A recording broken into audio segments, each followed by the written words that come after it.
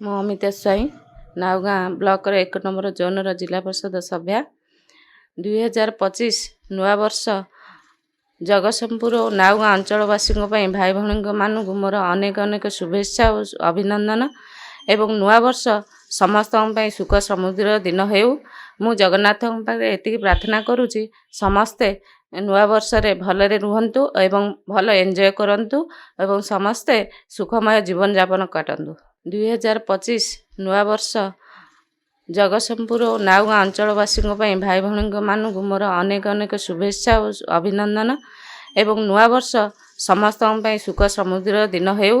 ମୁଁ ଜଗନ୍ନାଥଙ୍କ ପାଖରେ ଏତିକି ପ୍ରାର୍ଥନା କରୁଛି, ସମସ୍ତେ ନୂଆବର୍ଷରେ ଭଲରେ ରୁହନ୍ତୁ ଏବଂ ଭଲ ଏନ୍ଜୟ କରନ୍ତୁ ଏବଂ ସମସ୍ତେ ସୁଖମୟ ଜୀବନଯାପନ କାଟନ୍ତୁ।